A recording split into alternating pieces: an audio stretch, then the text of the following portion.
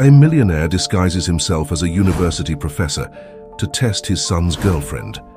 He observes every detail, trying to confirm his suspicions, until he discovers something about the young woman that horrifies him. Interested you? Don't forget to subscribe to our channel and tell us which city you're watching us from. We'll keep going. The San Francisco skyline glittered in the late afternoon sun, its iconic silhouette a testament to human ambition and ingenuity. From the top floor of Montero Enterprises headquarters, Leonardo Montero gazed out at the city he'd helped shape. His weathered hands, calloused from years of hard work, rested on the cool glass. At 62, he still cut an impressive figure, tall, broad-shouldered, with a head of salt and pepper hair that belied his age. As he turned from the window, his eyes fell on the framed photos adorning his desk. One in particular caught his attention. A young man with Leonardo's sharp jawline and piercing blue eyes, grinning widely as he held up a university acceptance letter. Raphael, his only son and the light of his life. A knock on the door interrupted his reverie. "Come in," Leonardo called, his voice deep and authoritative. His assistant, Maria, stepped into the office. "Mr. Montero, your son is here to see you." Leonardo's face lit up. "Send him in, please." Moments later, Raphael strode into the room, exuding the confidence of youth and privilege. At 22, he was the spitting image of his father in his prime, tall, handsome, with an easy charm that made people gravitate towards him. "Dad!" Raphael exclaimed, embracing his father warmly. "I've got great news," Leonardo chuckled, patting his son's back. "Well, don't keep me in suspense, son. What's got you so excited?" Raphael pulled back, his eyes shining with enthusiasm. "I've been accepted into the MBA program at Stanford. Can you believe it?" Pride swelled in Leonardo's chest. This was everything he'd ever wanted for his son, the best education, the best opportunities, a chance to follow in his footsteps and take Montero Enterprises to even greater heights. "That's fantastic, Raphael," Leonardo beamed, clasping his son's shoulder. "So I always knew you had it in you. This calls for a celebration. How about dinner tonight at the Cliff House?" Raphael's smile faltered slightly.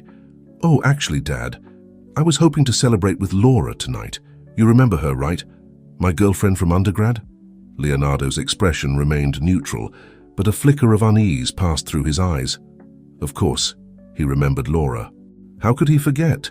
She'd been a constant presence in Raphael's life for the past 2 years. Intelligent, beautiful, and charismatic, she seemed perfect. Almost too perfect. "Ah, yes, Laura," Leonardo said, his tone carefully measured. "Well, why don't you bring her along? I'd love to get to know her better."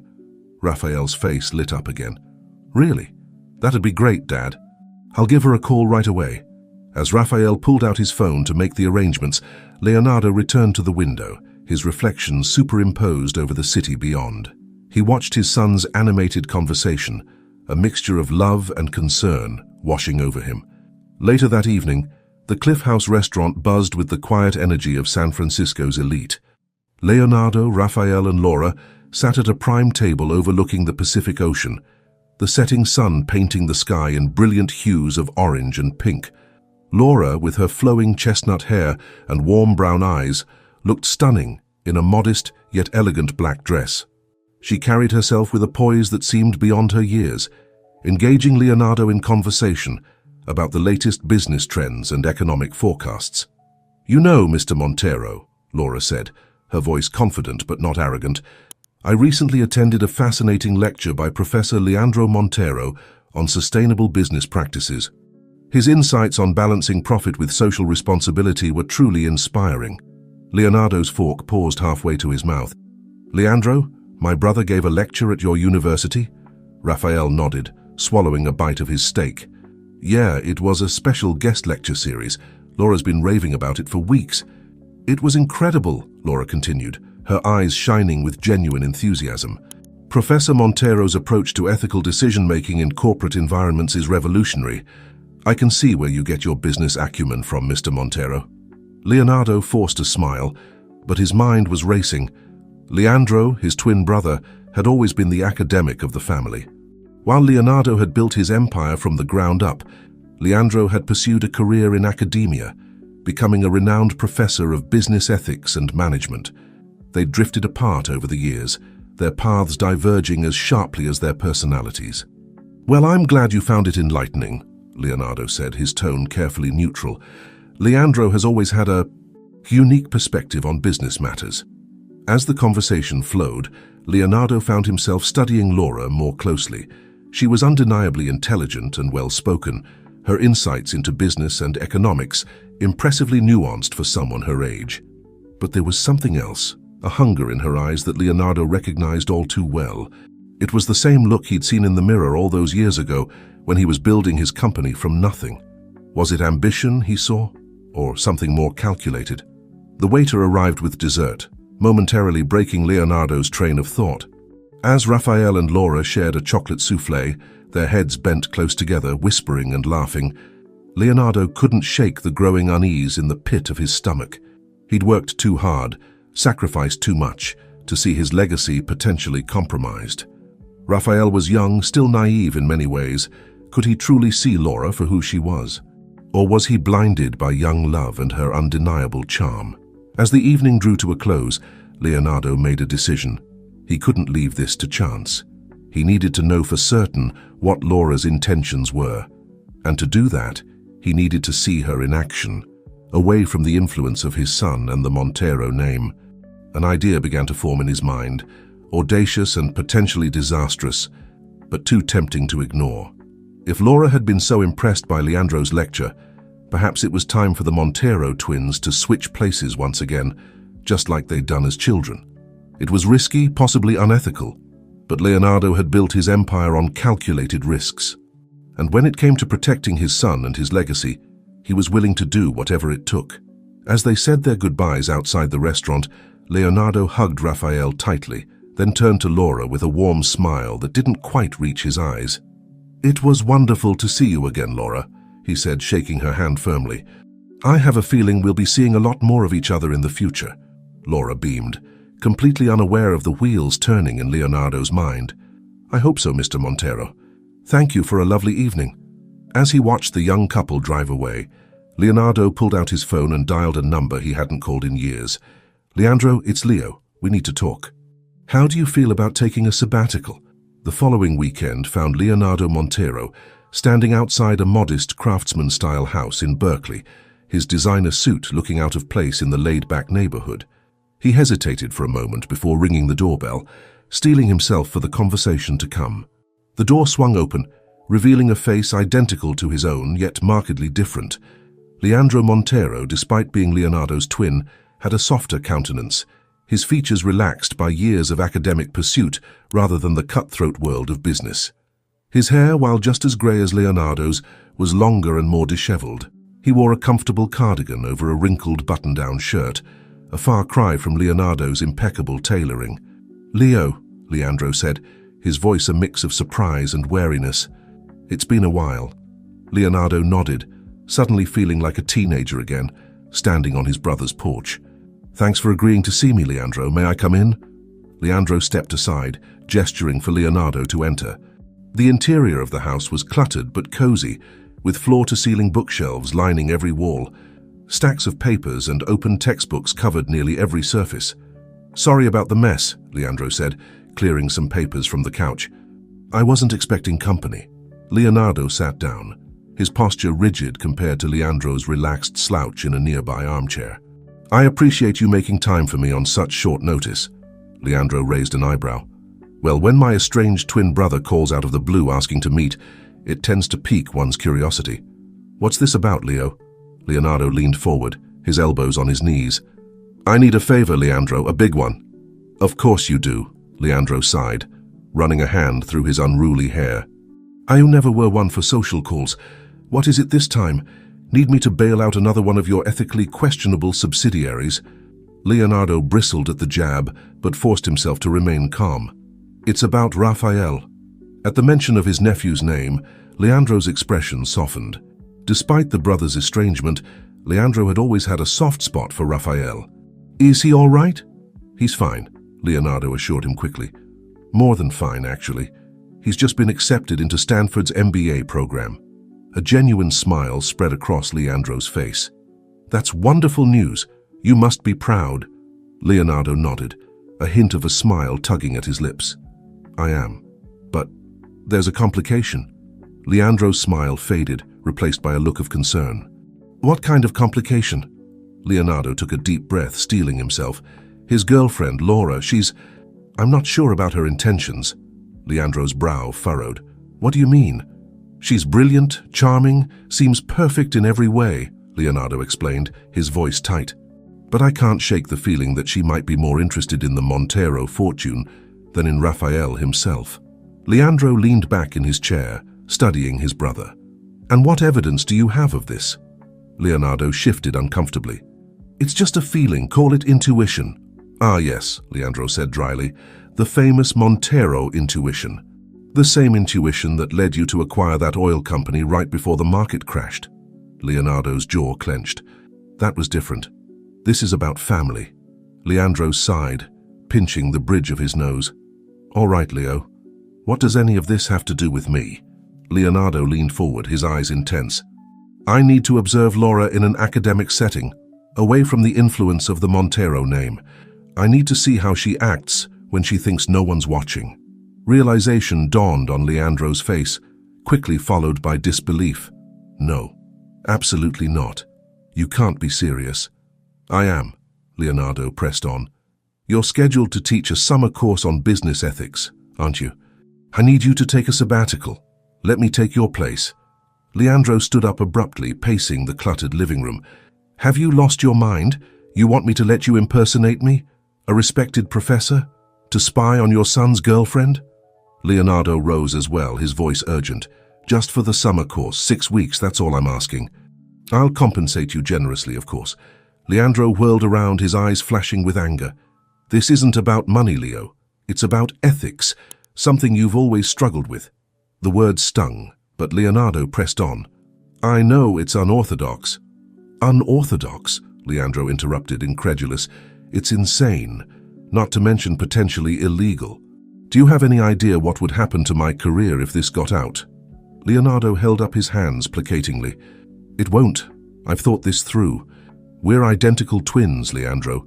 No one will know the difference. And it's just for 6 weeks. Leandro shook his head, collapsing back into his armchair. Even if I agreed to this madness, which I'm not saying I do, how do you expect to pull it off? You're a businessman, not an academic. You can't just walk into a classroom and start lecturing on business ethics. A sly smile spread across Leonardo's face. You'd be surprised what I can do when properly motivated. Besides, who do you think funded your education all those years ago? I've picked up a thing or two about business ethics along the way. Leandro studied his brother, a mix of emotions playing across his face. After a long moment, he spoke, his voice quiet. You really believe this girl is a threat to Rafael? Leonardo nodded solemnly. I wouldn't be here if I didn't. Leandro closed his eyes, rubbing his temples. When he opened them again, there was a resignation in his gaze. If, and I stress if, I were to agree to this insanity, what exactly would you hope to accomplish? Leonardo sat back down, leaning towards his brother. I need to see how Laura behaves in class, how she interacts with her peers, how she handles ethical dilemmas. I need to know if she's the person she presents herself to be. Leandro shook his head, a bitter laugh escaping him. And what if she is? What if you're wrong about her? Then I'll gladly admit my mistake and welcome her into the family with open arms, Leonardo said firmly. Leandro studied his brother for a long moment, searching for any sign of deception. Finally, he sighed heavily. I must be out of my mind, but all right, I'll do it. Leonardo's eyes widened in surprise. He hadn't actually expected Leandro to agree. You will? Leandro held up a warning finger. On 2 conditions. First, this stays between us. Rafael doesn't find out, and neither does anyone else. Second, when this is over, regardless of what you discover, you make things right with Rafael. No more manipulations, no more schemes. You talk to him openly and honestly. Deal? Leonardo nodded solemnly, extending his hand. Deal. As the brothers shook hands, sealing their unlikely pact, neither could shake the feeling that they were setting in motion events that would change their lives forever. Outside, the sun was setting over the Berkeley hills, casting long shadows across the quiet street. Inside the cluttered living room, 2 identical men, one a titan of industry, the other a respected academic, began to plan an elaborate deception that would test the bonds of family, love, and trust. Little did they know, their carefully laid plans were about to collide with the unpredictable forces of youth, ambition, and the human heart. The first day of the summer session dawned bright and clear, the Berkeley campus buzzing with the energy of eager students. Among them walked a figure that, to the untrained eye, appeared to be Professor Leandro Montero. But beneath the carefully cultivated academic facade was Leonardo, his heart racing with a mixture of excitement and apprehension.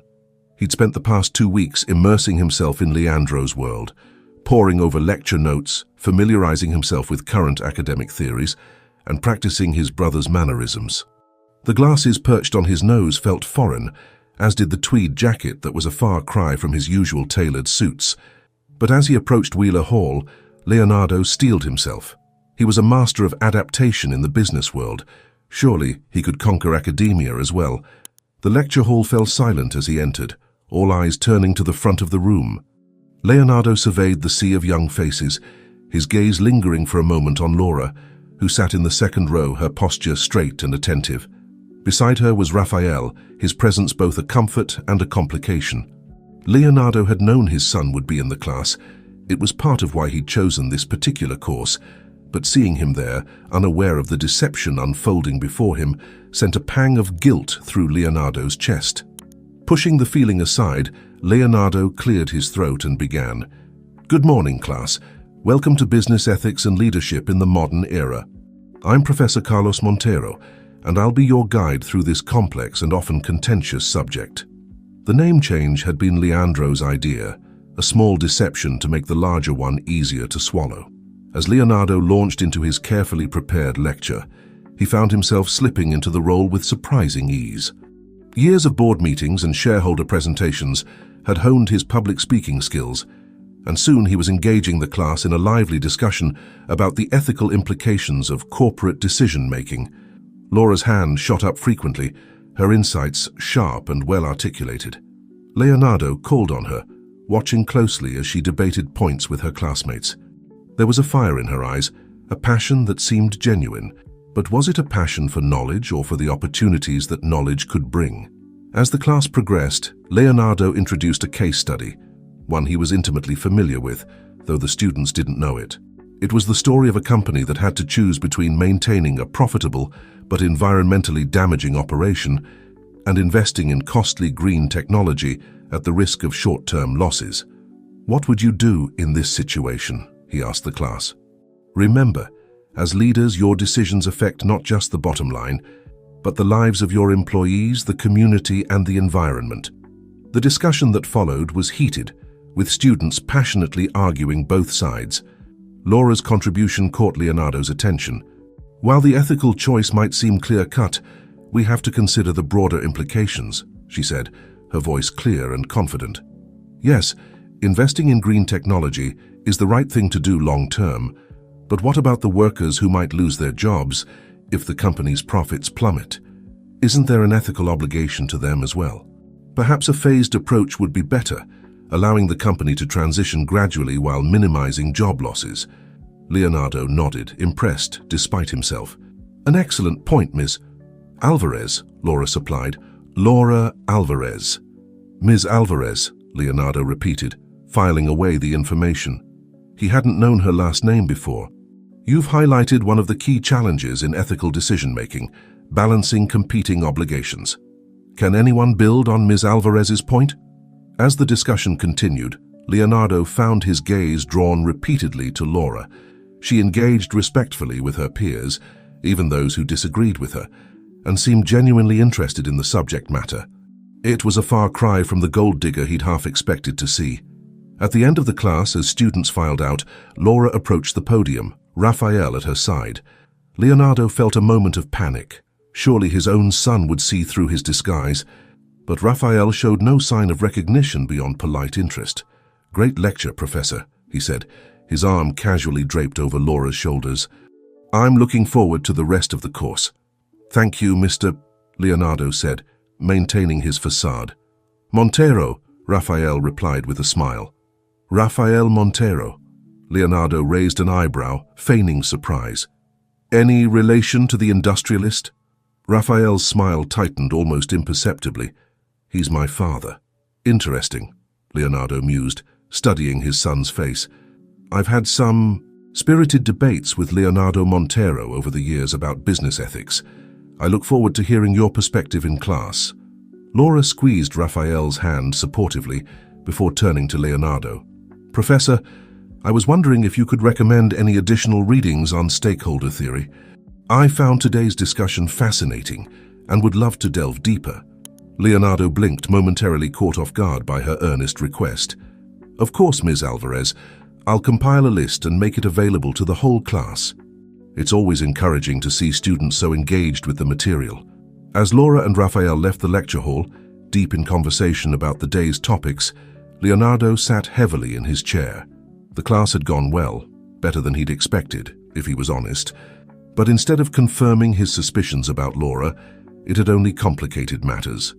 She was intelligent, articulate, and seemed genuinely passionate about ethics and business, not at all the vapid gold digger he'd feared. And yet, there was still something that nagged at him, a hunger in her eyes that he recognized all too well. Leonardo packed up his materials, his mind racing. This was only the first day. He had 5 more weeks to uncover the truth about Laura Alvarez, and he was determined to do just that, no matter the cost. As he left Wheeler Hall, stepping into the warm California sunshine, Leonardo couldn't shake the feeling that he was walking a dangerous line. But it was too late to turn back now. The masquerade had begun, and he was committed to seeing it through to the end. Little did he know, his carefully constructed plan was already beginning to unravel, thread by delicate thread. As the weeks progressed, Leonardo found himself settling into an unexpected rhythm. The role of Professor Carlos Montero was becoming second nature, and he discovered a surprising enjoyment in the academic environment. The discussions were lively, the students eager to learn, and Leonardo found himself genuinely engaged in the material he was teaching, but his primary focus remained on Laura Alvarez. He watched her closely, both in and out of class. She was a model student, always prepared, articulate in her arguments, and respectful of her peers. Yet there was something about her that continued to nag at Leonardo, a sense that she was holding something back. It was during the 3rd week of the course that Leonardo decided to push harder. He assigned a group project, carefully manipulating the teams to ensure that Laura was paired with Mateus Silva, a scholarship student from Brazil who had caught Leonardo's attention with his sharp mind and humble demeanor. As the class broke into their groups to discuss the project, Leonardo circulated the room, listening in on conversations.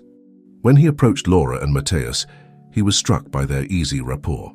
I was thinking we could focus on the ethical implications of AI in hiring practices, Laura was saying, her eyes alight with enthusiasm.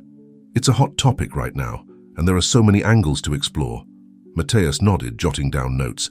That's a great idea. We could look at bias in algorithms, privacy concerns, the potential for discrimination. Exactly, Laura agreed. And we should consider the broader societal impacts too. What happens to human HR professionals if AI takes over? Is there an ethical way to balance efficiency with human judgment? Leonardo cleared his throat, making his presence known. An ambitious topic, he commented. How do you plan to address the potential benefits of AI in hiring? It's important to consider all sides of the issue. Laura and Mateus exchanged a glance before Laura spoke up. Of course, Professor. We were just getting started. We definitely want to present a balanced view. Good, Leonardo nodded. I'll be interested to see what you come up with. Don't forget to consider the perspective of the companies implementing these systems, not just the job seekers. As he walked away, Leonardo couldn't help but feel a twinge of admiration for Laura's quick thinking and Mateus's supportive demeanor. They made a good team, their strengths complementing each other well. Over the next few days, Leonardo observed Laura and Mateus working closely on their project. They spent hours in the library, heads bent together over laptops and stacks of books. Their dedication was impressive, but it also stirred an unexpected feeling in Leonardo: jealousy. He tried to rationalize it. He was here to protect Raphael, after all.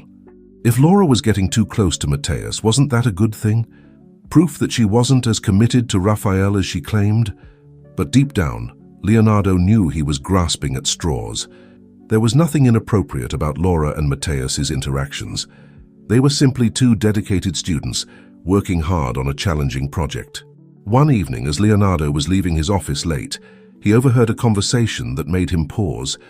"Laura, you're pushing yourself too hard," Mateus's voice drifted from a nearby study room. "When was the last time you got a full night's sleep?" "I'm fine, Mateus," Laura replied, her voice tinged with exhaustion. "I just need to finish this section, then I can rest." "You said that 2 hours ago," Mateus countered gently. "Look, I know how much this means to you, but you can't keep burning the candle at both ends. Between this project, your other classes, and your 2 jobs, it's too much." Leonardo's eyebrows shot up. 2 jobs? He hadn't known about that. Laura sighed heavily. "I don't have a choice. The scholarship covers tuition but not living expenses, and I refuse to ask Raphael for help. I need to do this on my own." "I understand," Mateus said softly. "Believe me, I do. But you're going to burn out at this rate. At least let me take on more of the workload for this project." "No way," Laura protested. "You're working just as hard as I am. We're in this together, remember?" There was a moment of silence, and Leonardo found himself holding his breath. "All right," Mateus finally conceded, "but promise me you'll get some rest soon. And Laura, you know you can always talk to me, right? About anything." "I know," Laura replied, her voice warm with affection. "Thank you, Mateus. You're a good friend." Leonardo stepped back, his mind reeling.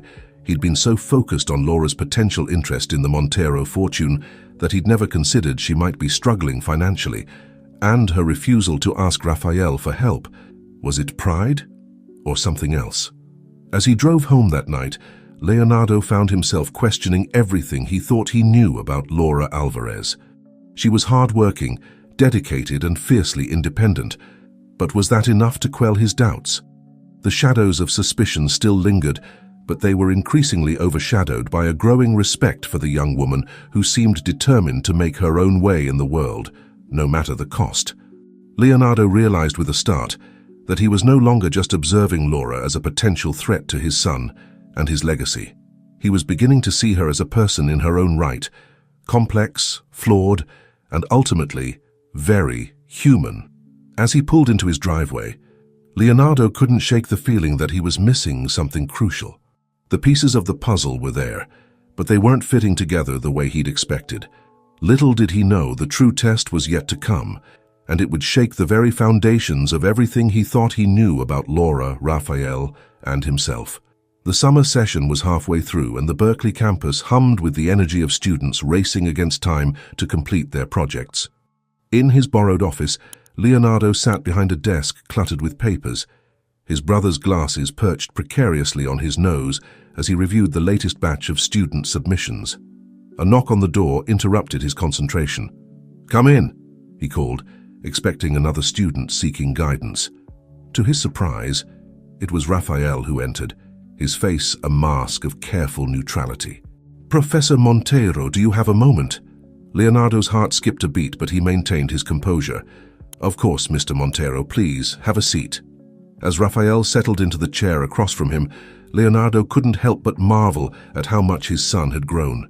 There was a newfound maturity in his eyes, a quiet confidence that hadn't been there before. "What can I do for you?"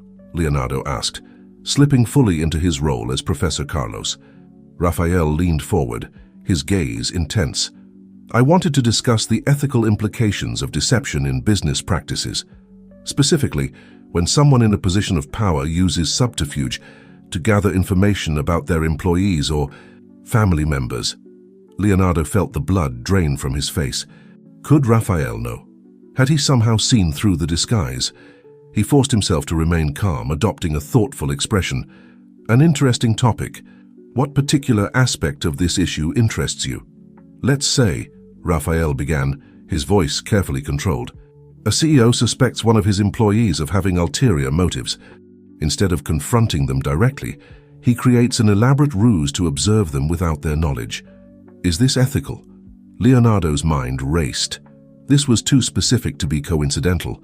He chose his words carefully. "That's a complex scenario. On one hand, the CEO has a responsibility to protect the company's interests. On the other, such deception could be seen as a breach of trust and potentially illegal." Raphael nodded, his expression unreadable. And what if the employee in question was actually a family member? Does that change the ethical calculus? Leonardo felt a bead of sweat form on his brow. Family dynamics certainly complicate matters.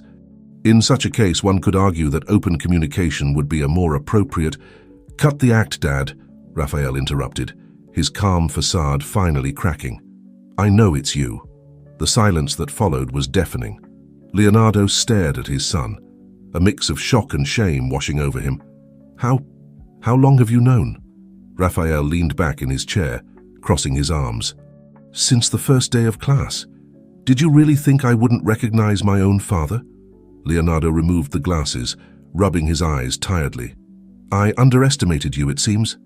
"Raphael, I can explain—" "Save it," Raphael cut him off. "I don't need your explanations. What I need is for you to understand how your actions affect others. Do you have any idea how it feels to watch your father masquerade as someone else, or to spy on the woman I love?" The pain in Raphael's voice was palpable, and Leonardo felt a wave of guilt wash over him. "I was trying to protect you," he said weakly. Raphael scoffed. "Protect me from what? From Laura? The hardest working, most ethical person I know? I had concerns." "Concerns?" Raphael's voice rose.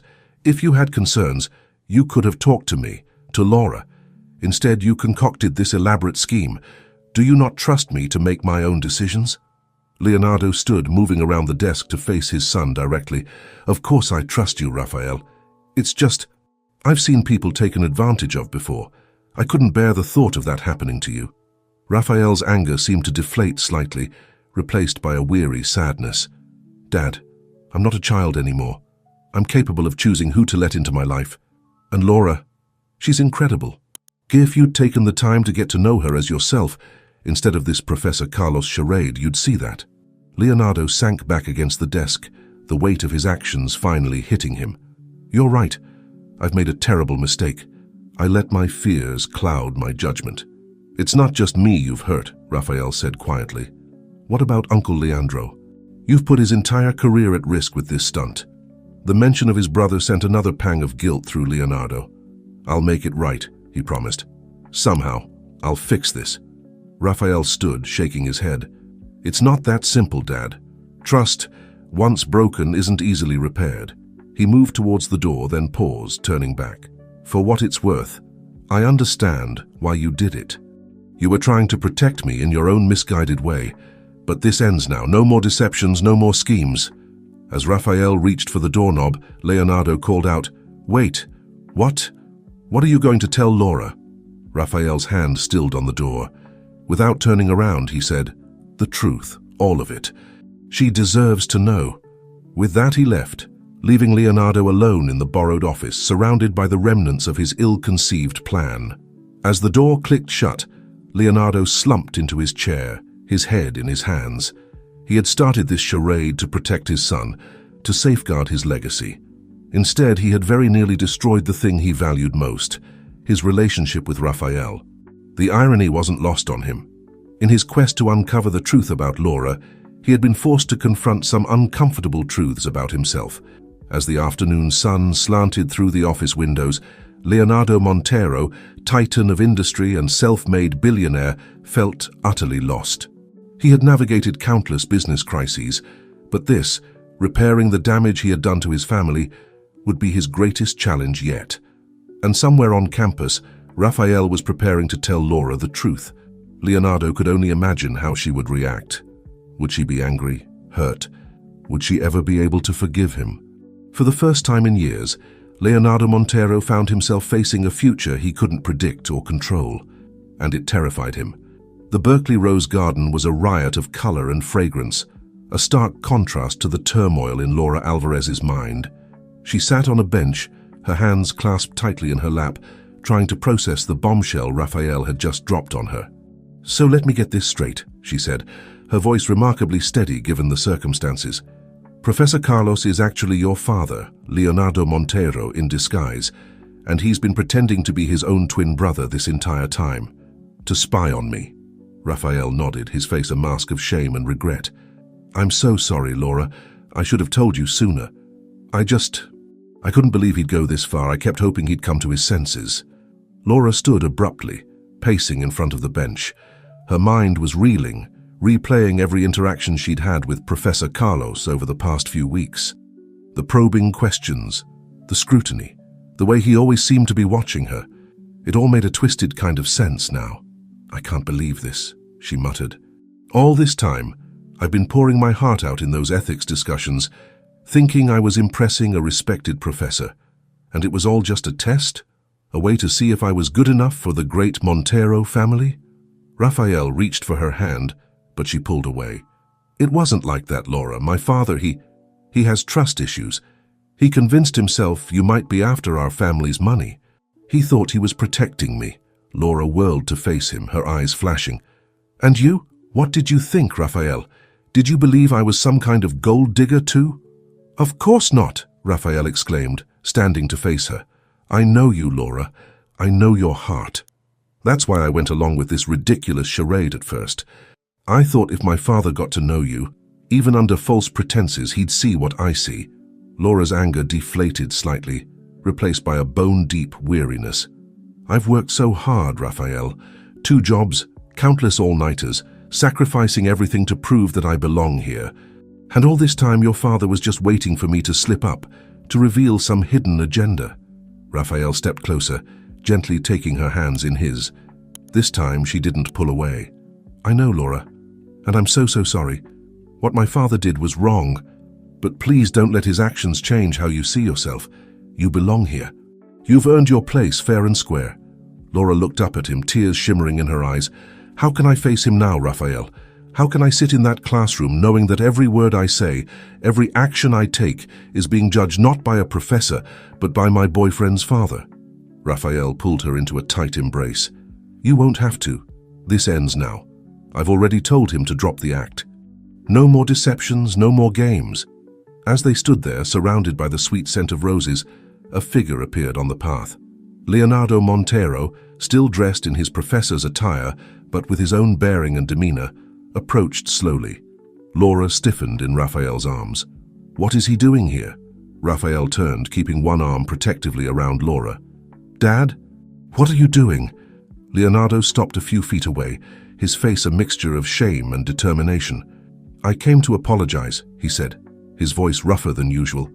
"To both of you." Laura stepped forward, her chin held high despite the tear tracks on her cheeks. "With all due respect, Mr. Montero, I'm not sure I'm ready to hear your apology." Leonardo nodded, accepting her words. "I understand. And I don't expect forgiveness, Ms. Alvarez, but I owe you an explanation and a promise." He took a deep breath, visibly steeling himself. "I've spent my life building an empire, protecting it from those who would take advantage. Somewhere along the way, I lost sight of what truly matters. I convinced myself that my actions were justified, that I was protecting my son and my legacy. But in reality, I was only protecting my own fears and insecurities." Laura and Raphael exchanged a glance but remained silent, allowing Leonardo to continue. "What I've seen over these past weeks, it's opened my eyes. Ms. Alvarez, you are not at all what I feared. You're intelligent, hardworking, and possess an ethical compass that, quite frankly, puts mine to shame. I came here to test you, but in the end it was I who failed the test." Leonardo's voice cracked slightly, and for the first time Laura saw vulnerability in the titan of industry. "I promise you both, here and now, that I will make this right. I'll face the consequences of my actions, whatever they may be, and I'll spend however long it takes rebuilding the trust I've broken." The garden fell silent save for the gentle rustle of leaves in the breeze. Laura felt Raphael squeeze her hand supportively, but her eyes remained fixed on Leonardo. Finally, she spoke. "Mr. Montero, I won't pretend that what you did doesn't hurt. It does. You violated my trust, my privacy, and my right to be judged on my own merits, but—" She paused, taking a deep breath. "But I also believe in second chances. It's what this whole course was supposed to be about, wasn't it? Ethics, redemption, making the right choice even when it's difficult." Leonardo nodded, a glimmer of hope in his eyes. "So here's what's going to happen," Laura continued, her voice gaining strength. "You're going to come clean to the university. You're going to make sure your brother's reputation isn't damaged by your actions. And then you're going to sit down with me as yourself this time, and we're going to have a long, honest conversation about trust, respect, and family. Raphael looked at Laura in awe, while Leonardo seemed to stand a little straighter, nodding solemnly. "I give you my word, Ms. Alvarez. I'll do all of that and more." As the three of them stood there in the Berkeley Rose Garden, surrounded by the beauty of nature, a fragile new understanding began to take root.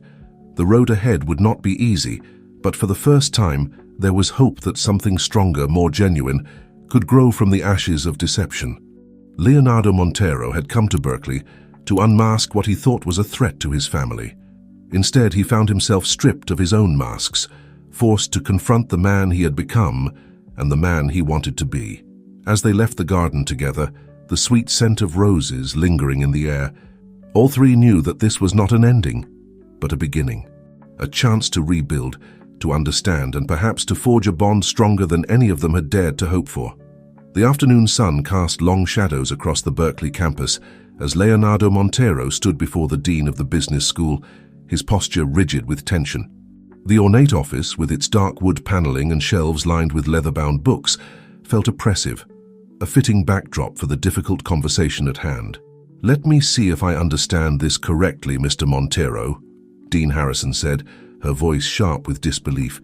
"You impersonated your brother, a respected member of our faculty, for nearly half a semester, all to, what? Spy on your son's girlfriend?" Leonardo winced at the harsh summation but nodded. "Yes, Dean Harrison, I know it sounds, well, there's no excuse for my behavior. I'm here to take full responsibility for my actions." The dean leaned back in her chair, her eyes narrowed. "Do you have any idea of the potential ramifications of this? The breach of ethics, the violation of student privacy, the damage to our institution's reputation if this were to become public?" "I do," Leonardo replied, his voice heavy with regret. "And I'm prepared to face whatever consequences you deem appropriate. But I beg you to ensure that my brother Leandro doesn't suffer for my mistakes." He was an unwilling participant in this charade. Dean Harrison's expression softened slightly. "Professor Leandro Montero's reputation and position are not in jeopardy. He came to me as soon as he realized the full extent of what was happening. His ethical conduct in this matter is beyond reproach." Leonardo felt a rush of relief, quickly followed by a pang of shame. Of course, Leandro had done the right thing. He always did. "As for you, Mr. Montero," the dean continued, "while I appreciate your coming forward, the severity of this breach cannot be overstated. We will need to conduct a full review of all the grades and assessments you issued during your tenure, and there will need to be a formal apology to the students affected." Leonardo nodded, accepting each point without protest. "Furthermore," Dean Harrison added, her tone growing stern once more, "I believe it would be appropriate for you to make a substantial donation to our ethics department, perhaps funding a series of lectures on the importance of transparency and integrity in business practices." Despite the gravity of the situation, Leonardo couldn't help but admire the dean's shrewd negotiation. "Of course," he agreed. "I'll have my office draw up the paperwork immediately." As he left the dean's office an hour later, Leonardo felt as if a weight had been lifted from his shoulders. The road to redemption would be long and difficult, but at least now he was walking it openly, without pretense or deception. His next stop was a small cafe just off campus, where Laura had agreed to meet him.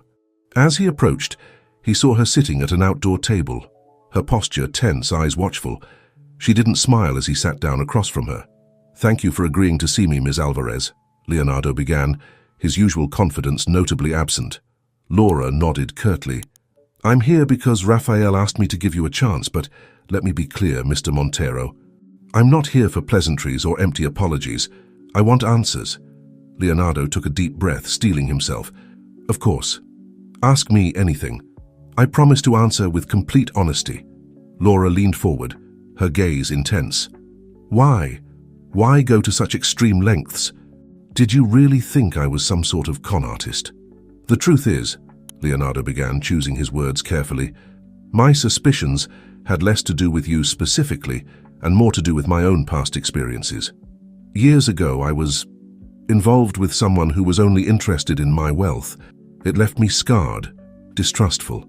When Raphael started talking about you, about how perfect you seemed, those old fears resurfaced." Laura's expression softened slightly, but her voice remained firm. That explains your suspicions, Mr. Montero. It doesn't excuse your actions. You're absolutely right, Leonardo agreed. Nothing excuses what I did. I let my fears override my judgment, my ethics, everything I claim to stand for. I became so focused on protecting Raphael that I couldn't see how my actions were hurting him. And you. A moment of silence stretched between them, filled only by the gentle clinking of cups and the murmur of nearby conversations. Finally, Laura spoke again. You know, the irony in all this is that if you had just talked to me, to us, openly, you would have learned everything you wanted to know about my background, my goals, my feelings for Raphael. Leonardo nodded, a rueful smile tugging at his lips. I'm beginning to realize that open communication might have saved us all a lot of trouble. It's not too late to start, Laura said, her tone softening further. So, Mr. Montero, why don't we begin again? Ask me what you want to know. No disguises, no games. Just two people talking. And so, as the afternoon faded into evening, Leonardo Montero and Laura Alvarez began to truly know each other. They talked of Laura's childhood in a working-class neighborhood, of her determination to succeed against the odds, of her dreams for the future. Leonardo shared stories of his own humble beginnings, the struggles he faced building his empire, and the fears that still haunted him despite his success. As their conversation drew to a close, Leonardo felt a newfound respect for the young woman sitting across from him. Her strength, her integrity, her unwavering commitment to her goals, these were qualities he had once prided himself on, qualities he hoped to reclaim. Ms. Alvarez, Laura, he said as they stood to leave, I want you to know that I see now how wrong I was, not just in my actions, but in my assumptions. You are an extraordinary young woman, and Raphael is lucky to have you in his life. Laura smiled, a genuine warmth in her eyes for the first time. Thank you, Mr. Montero. I appreciate that. And I hope that moving forward, we can build a relationship based on mutual respect and trust. As they parted ways, Leonardo felt a glimmer of hope. The damage he had done was far from repaired, but this conversation was a start, a foundation upon which perhaps a stronger, more genuine connection could be built. Little did he know, the true test of this newfound understanding was yet to come. For as the sun set over Berkeley, casting the sky in hues of orange and pink, events were unfolding that would challenge everything Leonardo thought he knew about family, loyalty, and the true nature of ethical behavior. The following week brought a flurry of activity to the Berkeley campus. News of Leonardo Montero's deception had spread like wildfire, despite the administration's best efforts to contain it. Students whispered in hallways, professors huddled in concerned groups, and the air buzzed with a mixture of shock, outrage, and morbid fascination. In the eye of this storm stood Laura Alvarez, her head held high despite the curious glances and not-so-subtle pointing. She had just finished her last class of the day and was heading towards the library when a familiar voice called out to her. "Laura, wait up!"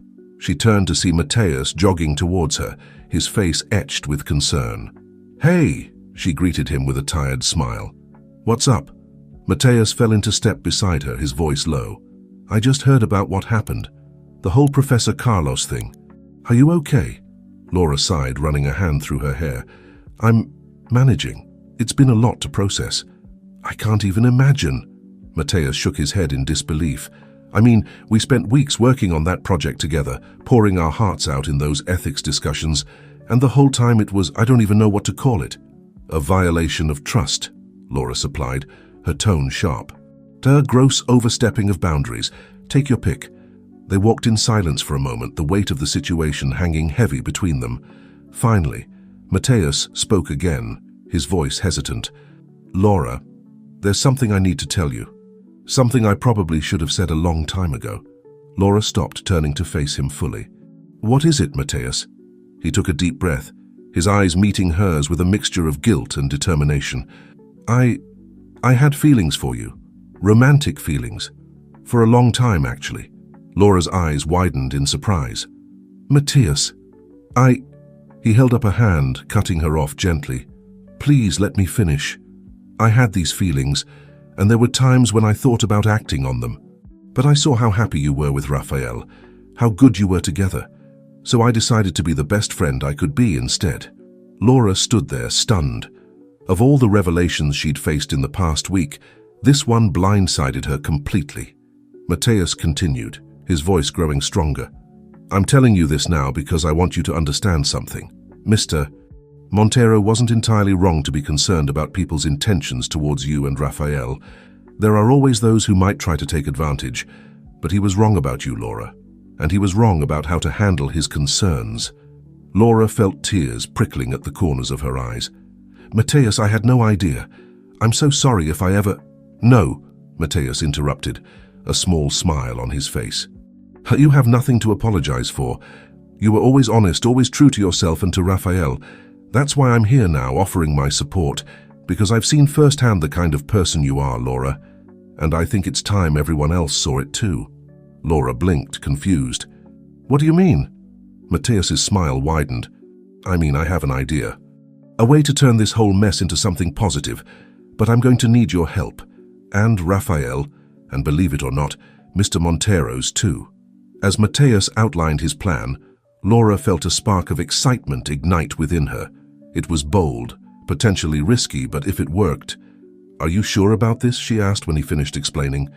It's a lot to take on, especially with finals coming up. Mateus nodded, his eyes shining with determination. I'm sure. This is bigger than grades or academic recognition. This is about standing up for what's right, about turning a negative experience into a force for positive change. Isn't that what we've been learning about all semester? Laura felt a rush of affection for her friend. Despite his personal feelings, despite the potential for awkwardness or hurt, here he was, standing by her side, ready to fight not just for her, but for something greater. Okay, she said, a genuine smile spreading across her face for the first time in days. Let's do it, but first we need to talk to Rafael and Mr. Montero. This only works if everyone's on board. As they set off across campus, a new energy in their steps, Laura couldn't help but marvel at the unexpected turns life could take. A week ago, she had felt betrayed, angry, unsure of her place in the world. Now, she was embarking on a project that could potentially change the face of business ethics education at Berkeley and beyond. The sun was setting as they reached Rafael's apartment, casting a warm glow over the campus. As Laura knocked on the door, Mateus by her side, she felt a surge of hope. Whatever challenges lay ahead, she knew she wasn't facing them alone. Little did Laura and Mateus know their conversation had not gone unnoticed. In the shadows of a nearby building, a figure had been watching, listening. As the two friends disappeared into Rafael's apartment, the observer pulled out a phone, fingers flying over the keys. The message was brief. It's happening. They're making their move. What are your orders? The response came almost immediately. Watch and wait. Report any developments. Do not intervene unless absolutely necessary. As night fell over Berkeley, the pieces of a much larger game were slowly falling into place. A game that would test the limits of trust, ethics, and the bonds of family and friendship. And at the center of it all, unknowingly, stood Laura Alvarez, Rafael Montero, and the unlikely alliance they were about to forge. The living room of Rafael's apartment buzzed with nervous energy as Laura and Mateus finished outlining their plan. Rafael paced back and forth, running a hand through his hair, while Leonardo sat in an armchair, his expression unreadable. Let me get this straight, Rafael said, pausing in his pacing.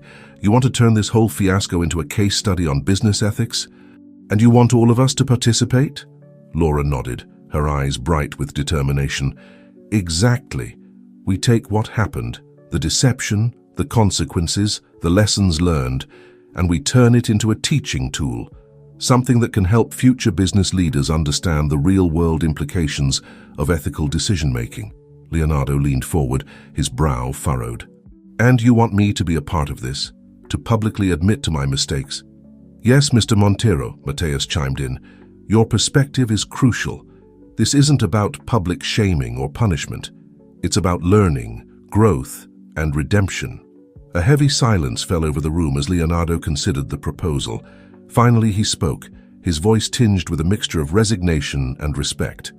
You know, when I started this ill-conceived plan, I thought I was protecting my family and my legacy.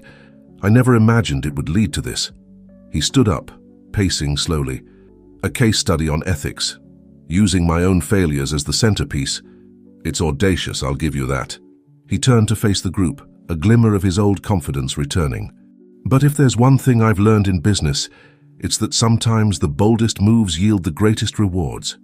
Raphael stepped closer to his father, hope dawning in his eyes. "Dad, are you saying—" Leonardo nodded, a wry smile tugging at his lips. "I'm saying yes. If I'm going to face the consequences of my actions, I might as well do it in a way that can benefit others. Besides," he added, glancing at Laura with newfound respect, "I think it's high time I started listening to the younger generation. You might just teach this old dog some new tricks." The tension in the room dissipated, replaced by a cautious optimism. Laura and Mateus exchanged excited glances, while Raphael moved to stand beside his father, placing a supportive hand on his shoulder. "All right," Laura said, her voice filled with renewed energy. "If we're all in agreement, here's what we need to do next." As the group huddled together, hammering out the details of their ambitious plan, none of them noticed the faint shadow that passed by the window. Outside, a figure melted into the darkness, phone already in hand. The next morning, the Berkeley campus was abuzz with activity. Students hurried to classes, professors gathered for meetings, and amidst it all, a small group made their way towards the business school administration building. Laura led the way, her stride purposeful, with Raphael and Mateus flanking her on either side. Behind them walked Leonardo Montero, looking somewhat out of place in the academic setting without his Professor Carlos disguise. As they approached the building, Dean Harrison emerged, her expression a mixture of surprise and wariness. "Mr. Montero," she greeted, her gaze shifting between Leonardo and the students. "I wasn't expecting to see you back on campus so soon. And with company." Leonardo stepped forward, his demeanor respectful but determined. "Dean Harrison, we have a proposal we'd like to discuss with you. One that I believe could turn recent, unfortunate events into a valuable learning opportunity for the entire business school." The dean's eyebrows rose skeptically, but she nodded. "Very well. Let's take this to my office." As the group filed into the building, Laura couldn't help but feel a flutter of nerves. This was it.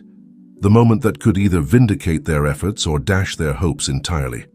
Inside the dean's office, Laura took the lead, outlining their proposal with passion and precision. She explained how they wanted to develop a comprehensive case study based on recent events, exploring the ethical implications, the decision-making processes, and the far-reaching consequences of actions taken in the business world. "We believe this could be an invaluable teaching tool," Laura concluded. "A real-world example that goes beyond textbook scenarios, showing students the true complexity of ethical dilemmas in business." Dean Harrison listened intently, her expression thoughtful. When Laura finished, she turned to Leonardo. "And you, Mr. Montero, you're willing to participate in this exposé of your actions?" Leonardo nodded solemnly. "I am, Dean Harrison. I've come to realize that true leadership means owning up to one's mistakes and using them as opportunities for growth, not just for oneself, but for others as well." The dean leaned back in her chair, considering. The silence stretched on, tension building in the room. Finally, she spoke. "It's an ambitious proposal, I'll give you that. And not without risk." She paused, her gaze sweeping over the group. But then again, the greatest advancements in education often come from taking calculated risks. Laura felt her heart leap as a smile spread across the dean's face. "All right," Dean Harrison said, sitting up straighter. "You have my provisional approval, but I want to be involved every step of the way. We'll need to establish clear guidelines, ensure all parties are protected, and make sure this case study meets the highest academic standards." The room erupted in relieved smiles and excited murmurs. As they began to discuss the next steps, Laura caught Raphael's eye, sharing a moment of triumph. They had done it. They had taken a painful, divisive situation and turned it into an opportunity for growth and learning. As the meeting wrapped up and they prepared to leave, Dean Harrison called out, "Oh, and Ms. Alvarez?" Laura turned, curious. "Yes, Dean Harrison?" The older woman's eyes twinkled with approval. "Excellent work.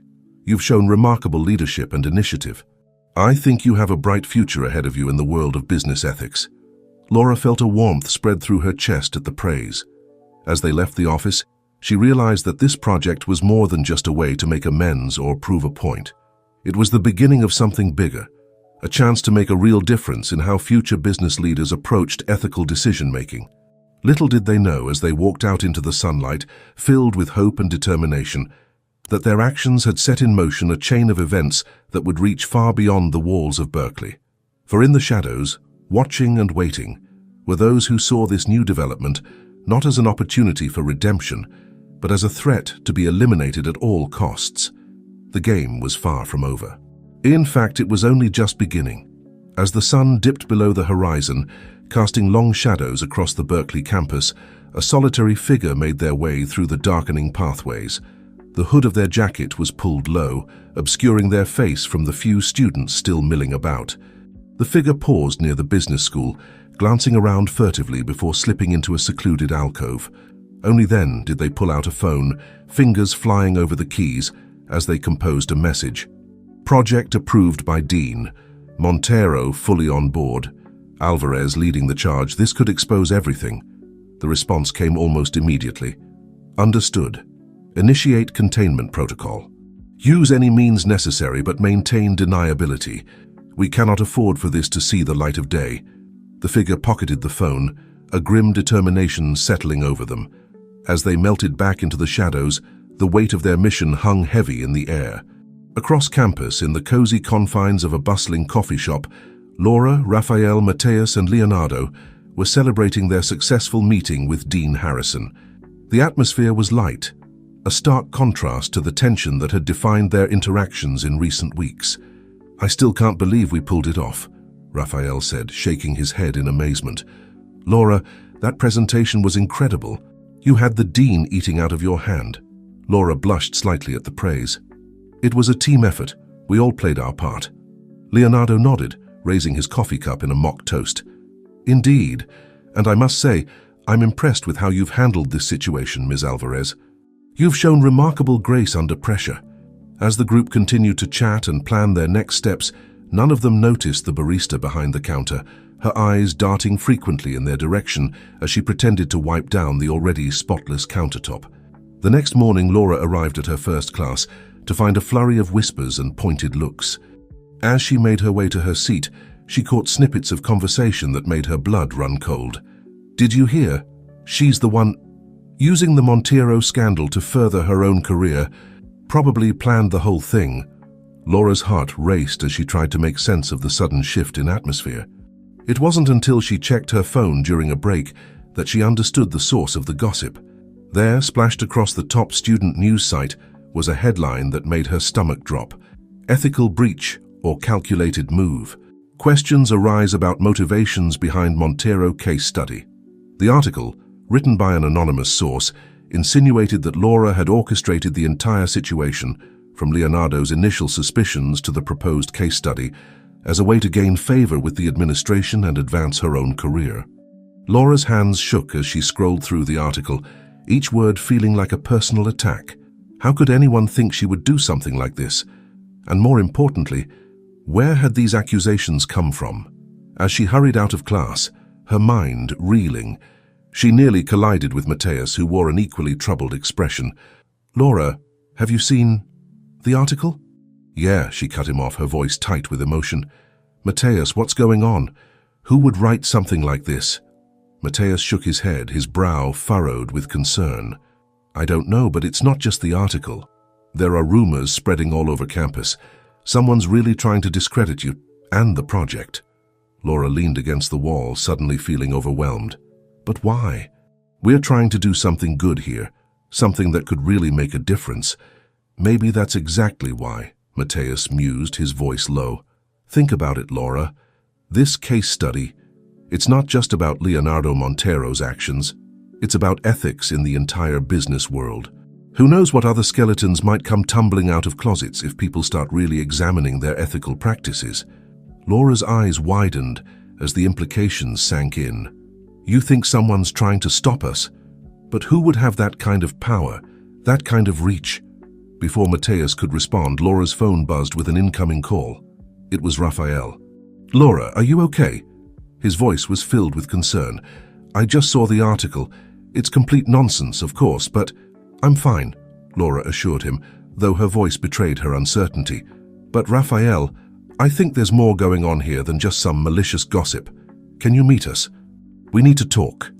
As Laura hung up, she caught sight of a figure watching her from the end of the hallway, but when she blinked, they were gone, leaving her to wonder if the stress was making her paranoid. Little did she know, the figure was very real, and their presence marked the beginning of a dangerous game of cat and mouse.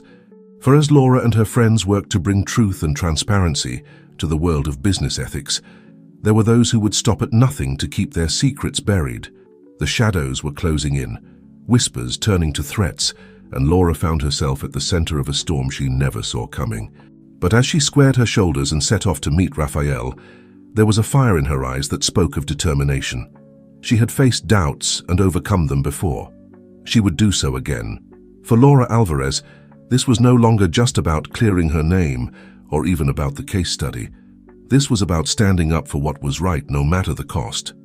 And she was ready for whatever challenges lay ahead.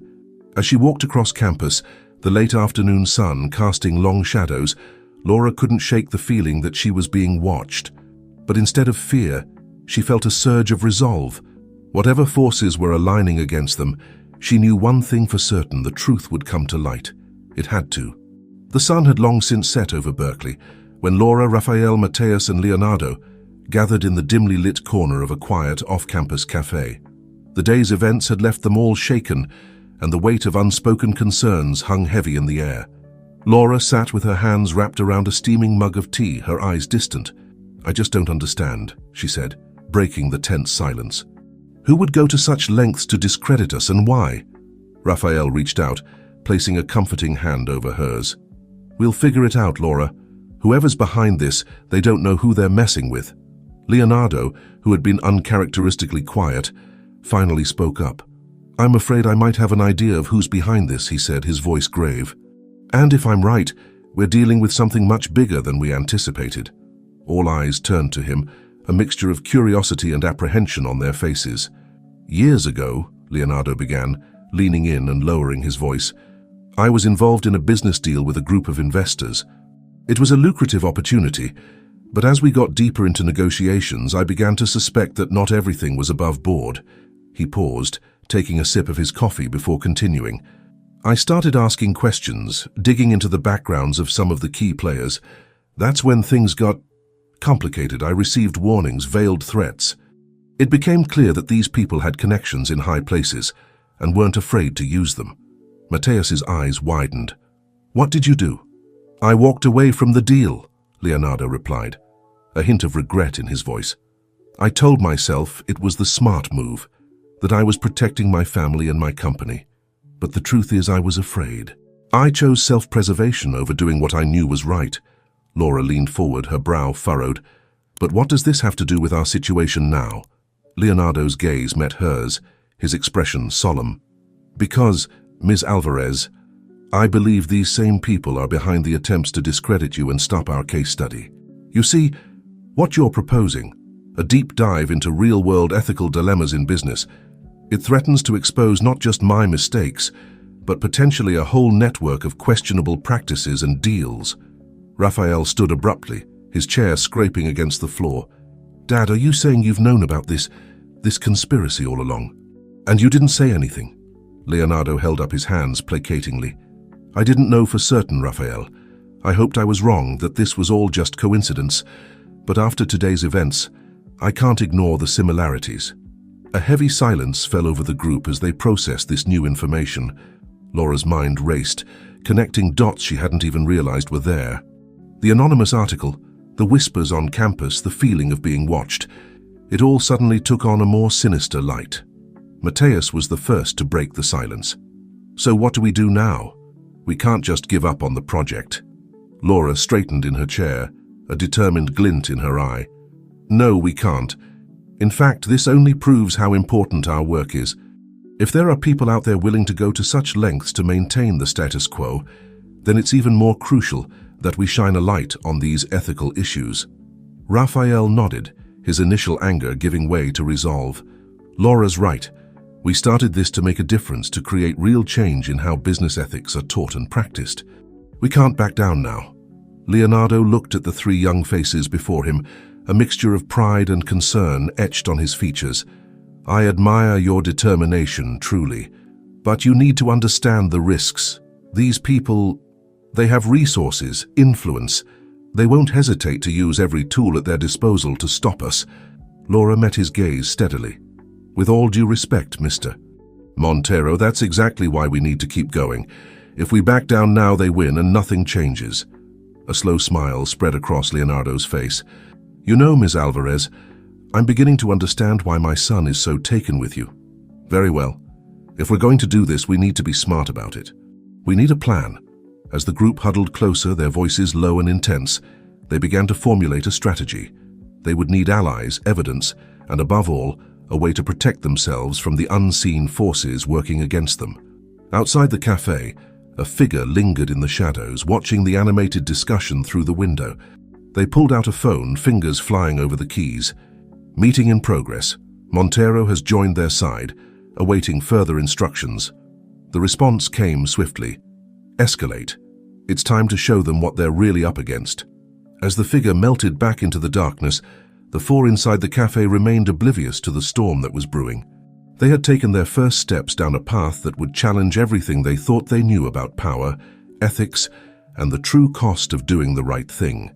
Little did they know, their decision to press forward would set in motion a chain of events that would shake the foundations of the business world and test the limits of their courage, integrity, and trust in each other. The game had changed, and the stakes were higher than ever. But for Laura, Rafael, Mateus, and Leonardo, there was no turning back. The truth had to come out, no matter the cost. The early morning mist still clung to the Berkeley campus as Laura made her way towards the business school.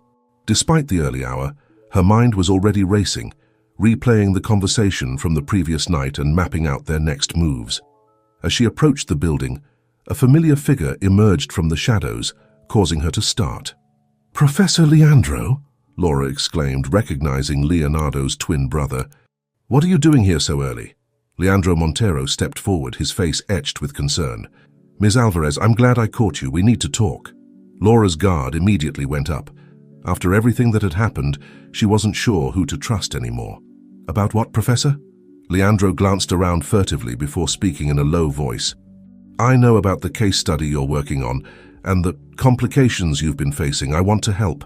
Laura studied him carefully, searching for any sign of deception. "Why?" "No offense, Professor, but your brother's actions are part of what we're investigating.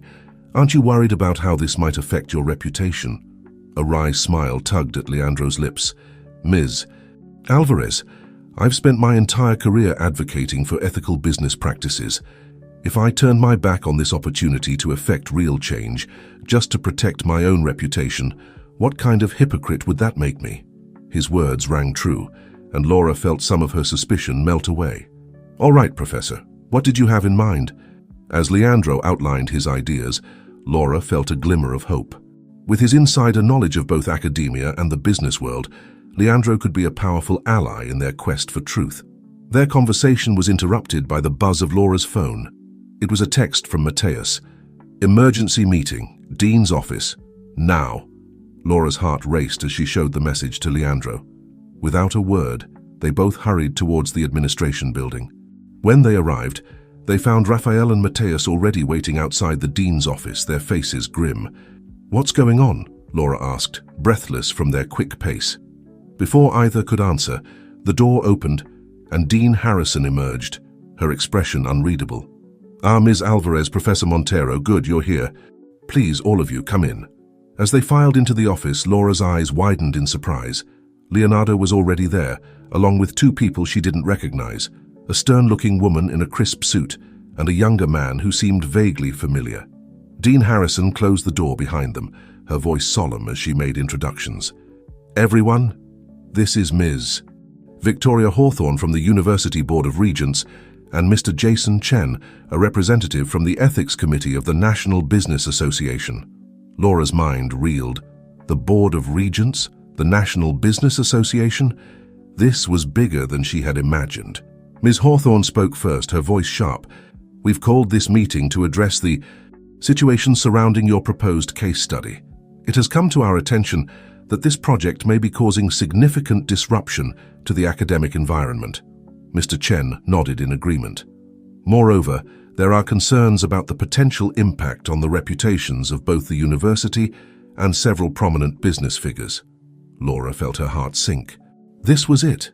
They were going to shut down the project before it even really began. But then, to everyone's surprise, Leonardo stepped forward. "If I may," he said, his voice steady, "I believe I can shed some light on why this project is not just important, but necessary." All eyes turned to him as he recounted the story he had shared with Laura and the others the night before, the shady deal he had walked away from, the veiled threats, the network of questionable practices that extended far beyond any one company or individual. As he spoke, Laura watched the faces of those around her. Dean Harrison looked shocked, Ms. Hawthorne skeptical, and Mr. Chen, was that a flicker of recognition in his eyes? When Leonardo finished, silence hung heavy in the room. It was Leandro who broke it, stepping forward to stand beside his brother. "I can vouch for the veracity of my brother's story," he said. "And I can attest to the integrity and importance of the work these students are doing." Dean Harrison turned to Laura, her expression thoughtful. "Ms. Alvarez, in light of this new information, what do you propose?" Laura took a deep breath, feeling the weight of the moment. "I propose that we move forward with the case study, but with expanded scope. This isn't just about one incident or one company anymore.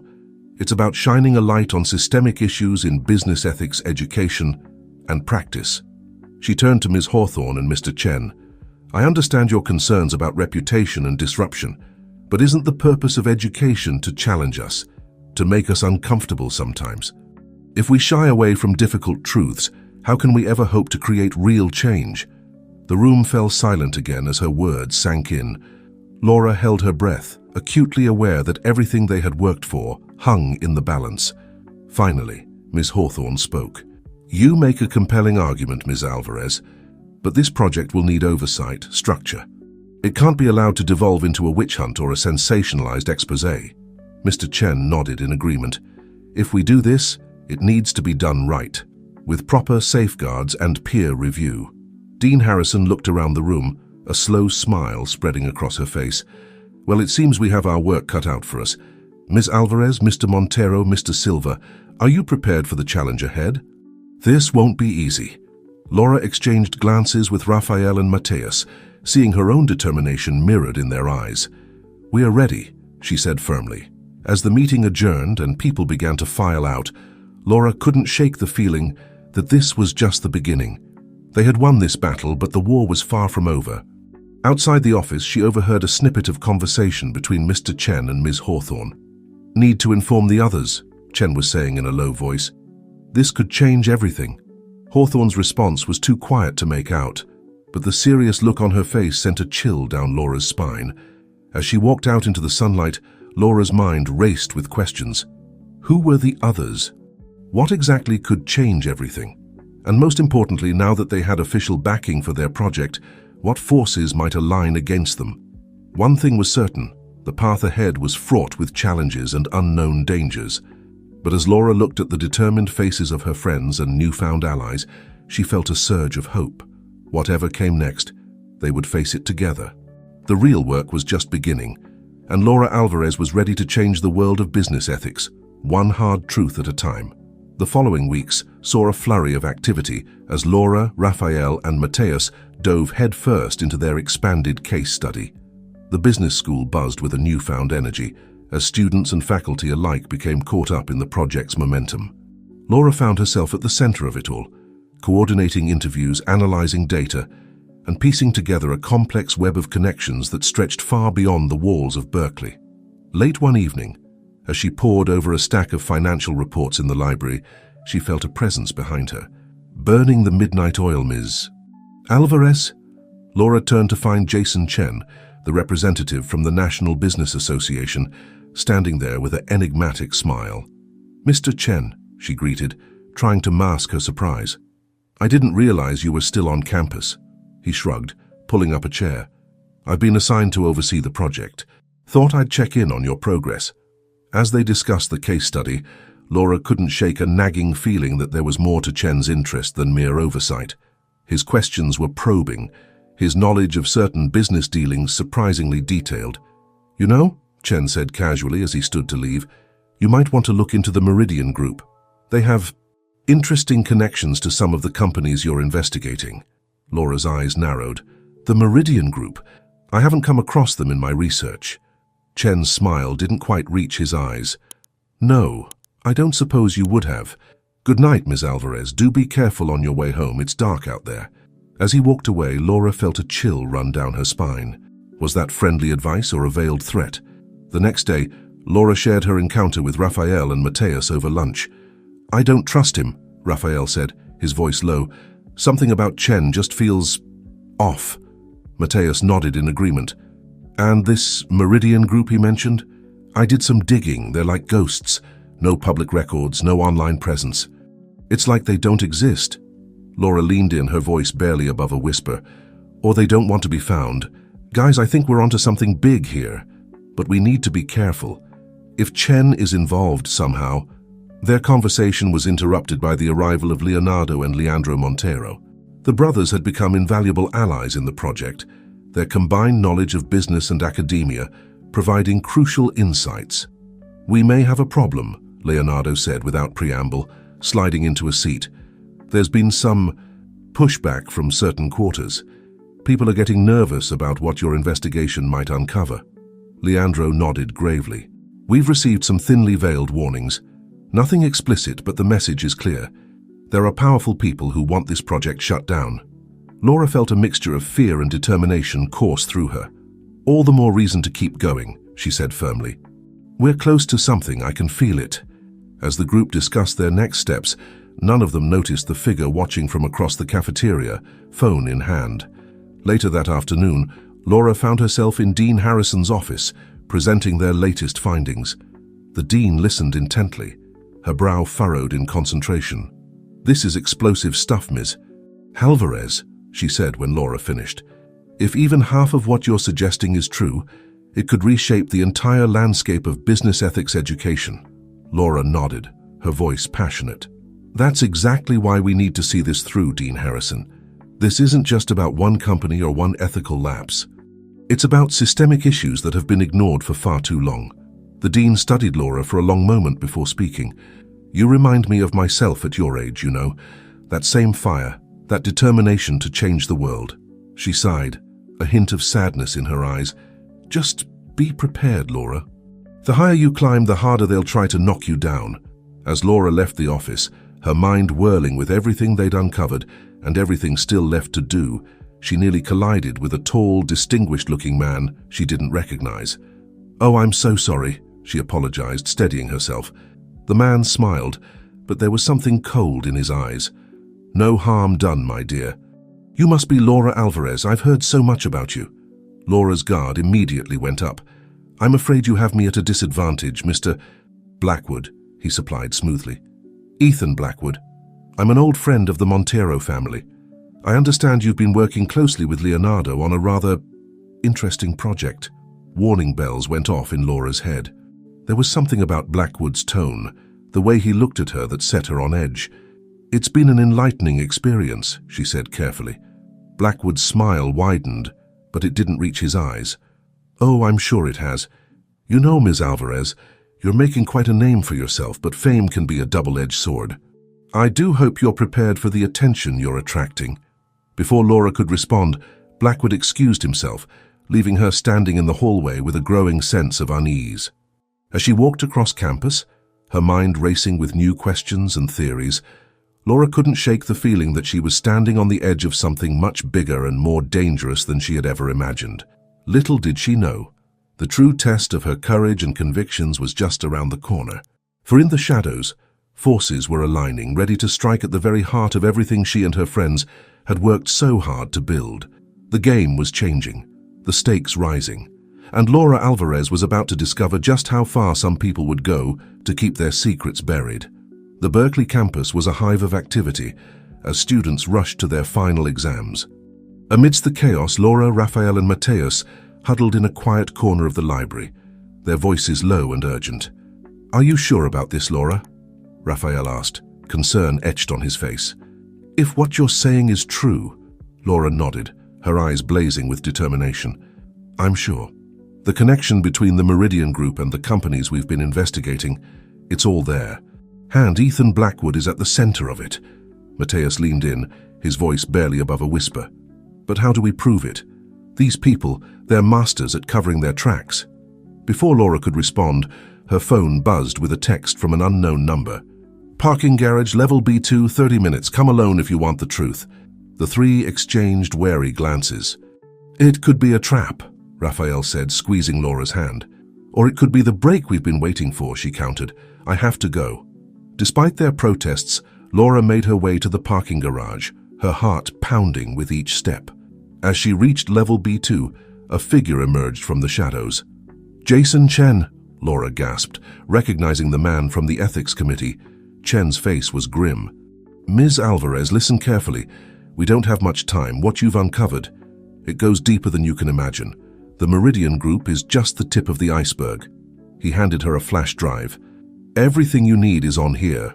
Financial records, emails, proof of a network of corruption that reaches the highest levels of business and government. Laura's mind reeled. But why are you helping us? You thought I was one of them. Chen smiled sadly. I was once, but I can't be part of it anymore. What they're doing, it's destroying lives, Ms. Alvarez. Someone has to stop them. Suddenly, the screech of tires echoed through the garage. Chen's eyes widened in fear. They found us. You need to go now. Get that information to someone you trust. And Laura, you be careful. They'll stop at nothing to keep this quiet. As Laura sprinted towards the exit, she heard shouts and the sound of running feet behind her. Her heart pounded in her ears as she burst out into the sunlight, not daring to look back. She ran across campus, clutching the flash drive like a lifeline. She needed to find Raphael and Mateus, needed to get this information somewhere safe. As she rounded a corner, she nearly collided with Leonardo Montero. Laura? What's wrong? You look like you've seen a ghost, Leonardo exclaimed, steadying her. Between gasps for air, Laura explained what had happened. Leonardo's face grew grave as he listened. Oh, we need to get you somewhere safe, he said, guiding her towards his car. I have a place where we can review this information without prying eyes. As they drove away from campus, Laura's phone exploded with messages from Raphael and Mateus, worried about her whereabouts. She quickly texted back, assuring them she was safe and with Leonardo. They arrived at a nondescript office building on the outskirts of town. Leonardo ushered her inside and into a secure room filled with computers and surveillance equipment. My private investigation room, he explained, noticing Laura's surprise. I've been conducting my own research into the Meridian Group. I had a feeling they were connected to the investors I walked away from years ago. As they began to comb through the files on the flash drive, the true scope of the conspiracy began to unfold before them. It was a web of corruption, bribery, and unethical practices that spanned continents and implicated some of the most powerful people in the business world. This is overwhelming, Laura said, her voice shaky. What do we do with all this? Leonardo's eyes were steely with resolve. We bring it to light, all of it, no matter the cost. Just then, Laura's phone rang. It was Raphael, his voice frantic. Laura, where are you? Something's happened. Men came to the campus. They were looking for you, Mateus. They took Mateus. Laura felt the blood drain from her face. What? Raphael, are you safe? I'm with my uncle Leandro. We're hiding. Laura, these people, they're serious. Whatever you found, it's big enough to scare them into action. Leonardo, having overheard the conversation, was already moving. We need to go, now. It's not safe here. As they rushed back to the car, Laura's mind was a whirlwind of fear and determination. Mateus was in danger. Raphael was in hiding. And somewhere out there, powerful forces were mobilizing against them. But they had the truth on their side now. Irrefutable evidence of a corruption so vast, it could shake the foundations of the business world. As Leonardo sped through the darkening streets, Laura made a silent vow. They would expose the truth, no matter the cost. They would bring light to the shadows that had for too long corrupted the world of business ethics. The storm had broken, and Laura Alvarez found herself at its center. But she was no longer afraid. She was ready to fight, ready to stand up for what was right. Little did she know the greatest challenges and the most unexpected allies were yet to come. For in the world of high-stakes business and power, nothing is ever as it seems, and the line between friend and foe can blur in an instant. The endgame was approaching, and Laura was determined to see it through to the very end. The night air was thick with tension, as Leonardo's car sped through the streets of Berkeley. Laura sat in the passenger seat, her mind racing, the flash drive clutched tightly in her hand. The weight of its contents felt almost physical, a burden of truth that threatened to crush her. "We need a plan," Leonardo said, breaking the tense silence. "We can't just rush in blindly. These people, they're dangerous and well-connected." Laura nodded, forcing herself to think rationally despite the fear gripping her heart. "You're right, but we need to find Mateus first, and make sure Raphael and Leandro are safe." As if on cue, Laura's phone buzzed with a message from Raphael. "Safe house, 1742 Elm Street. Come quickly." Leonardo's eyebrows shot up as he read the address. "I know that place. It's one of Leandro's research facilities. Smart move." They arrived at an unassuming building on a quiet street. As they approached the door, it swung open, revealing a visibly shaken Raphael. He pulled Laura into a tight embrace before ushering them inside. The interior of the building was a stark contrast to its mundane exterior.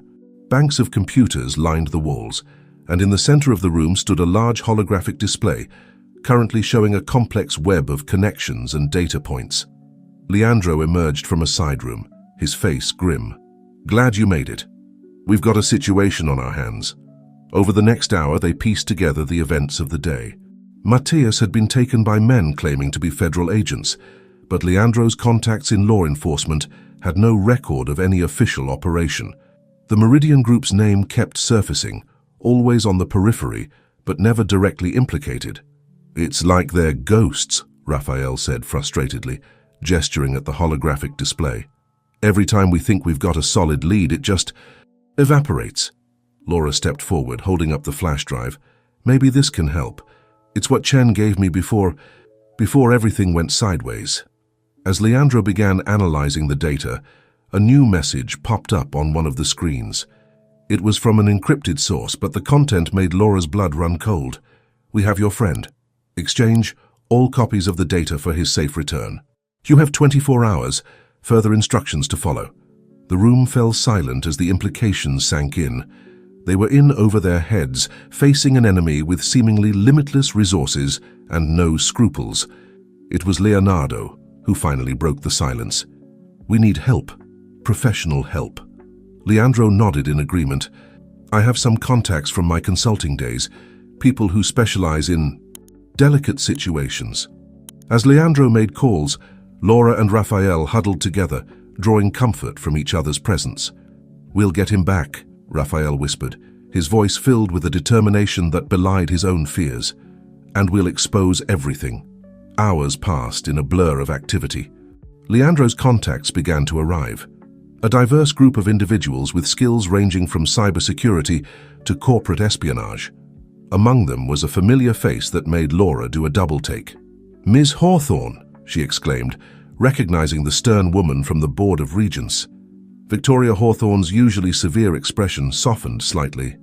"Ms. Alvarez, it seems you've stirred up quite the hornet's nest. Good, it's about time someone did." As the team began to formulate a plan, Laura found herself in awe of the network of allies they had unknowingly built. People from all walks of life, united in their desire to see justice done and corruption exposed. "The key," Hawthorne explained, pointing to a node on the holographic display, "is to trace the money. The Meridian Group may be good at covering their tracks, but there's always a paper trail." A young woman with vibrant blue hair, introduced only as Pixel, cracked her knuckles as she sat before a bank of computers. "Leave the digital forensics to me. If there's a breadcrumb trail, I'll find it." As the night wore on, a plan began to take shape. They would use the data from Chen's flash drive as bait, setting up a fake exchange to draw out the kidnappers. Meanwhile, Pixel and her team would use the opportunity to infiltrate the Meridian Group's servers, gathering the final pieces of evidence they needed. It was a dangerous gambit, with Mateus's life hanging in the balance, but as Laura looked around the room at the determined faces of their newfound allies, she felt a glimmer of hope.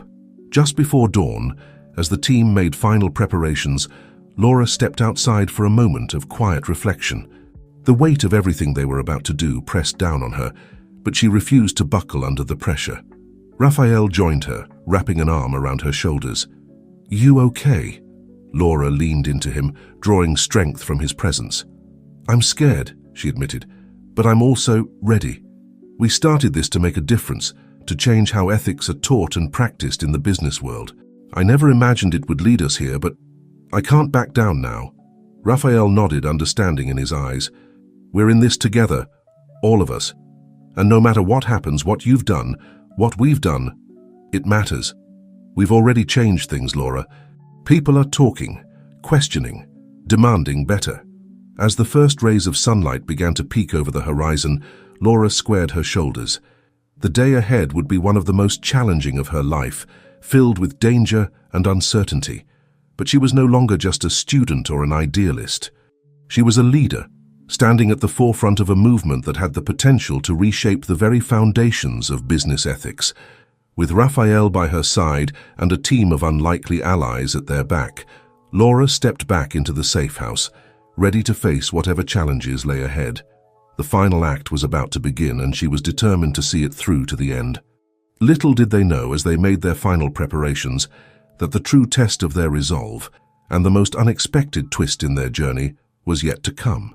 The abandoned warehouse loomed before them, its dilapidated exterior a stark contrast to the high-stakes drama about to unfold within. Laura stood at the entrance, her heart pounding, the weight of a duplicate flash drive heavy in her pocket. Raphael and Leonardo flanked her, their faces masks of determination.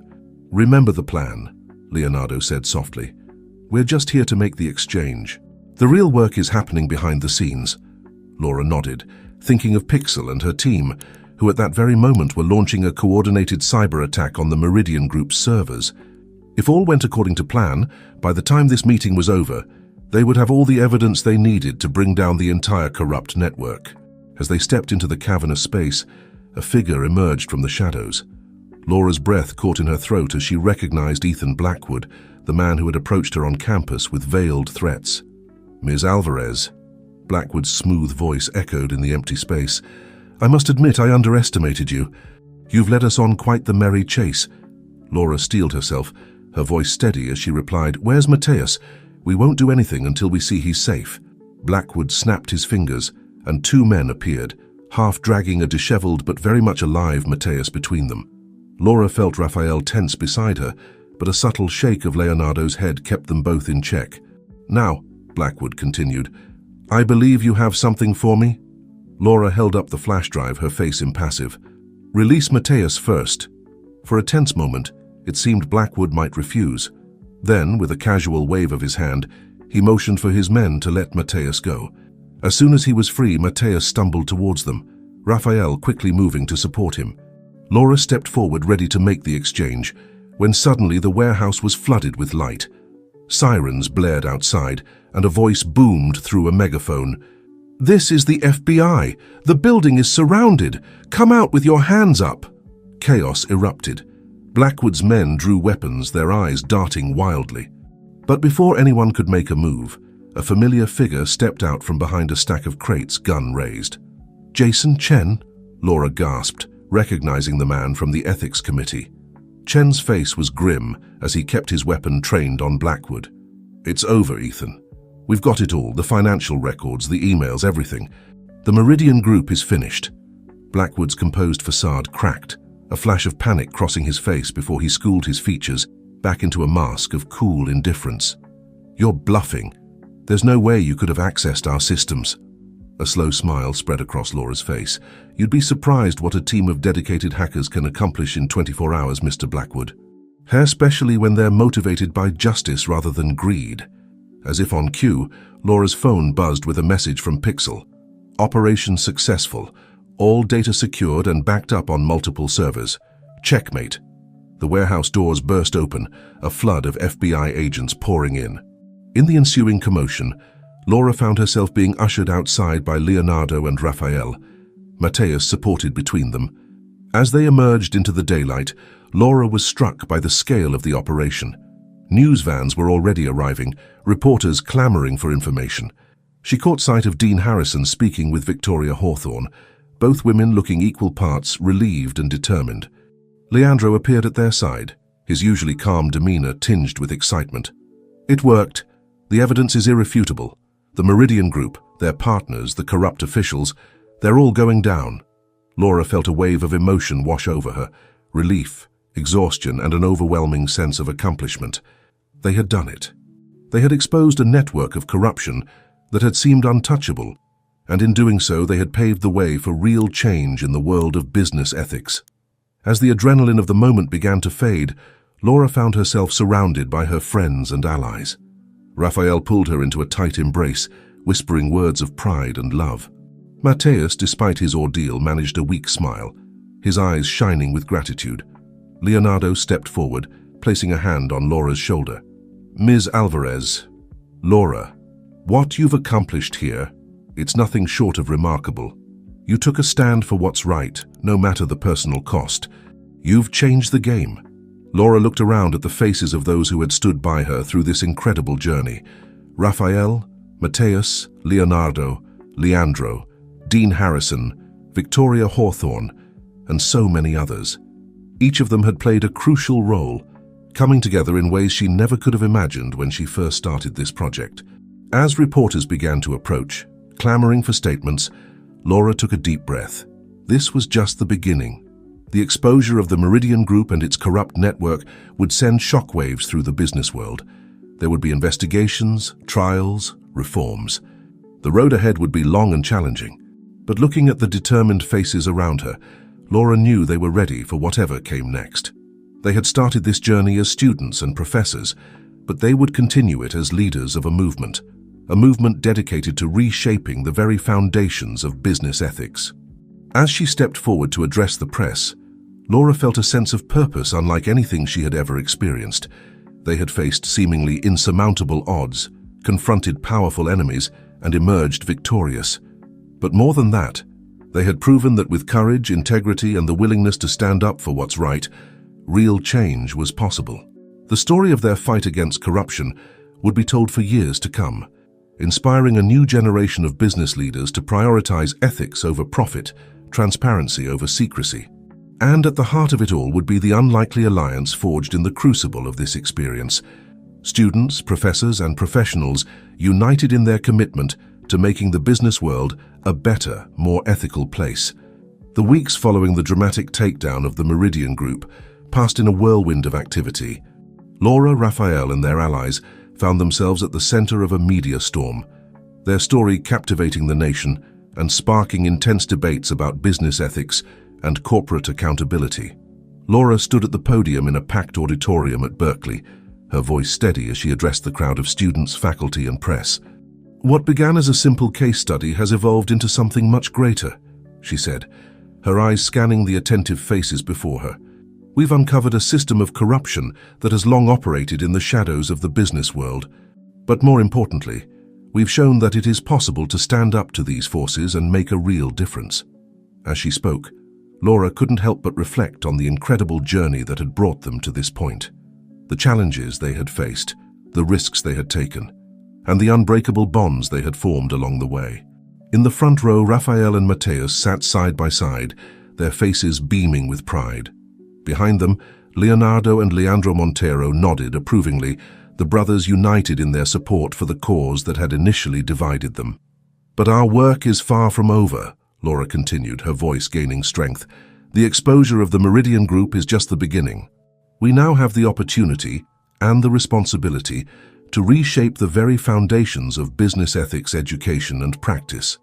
As she outlined their plans for a comprehensive reform of the business school curriculum, emphasizing practical ethics and corporate responsibility, Laura could feel the energy in the room building.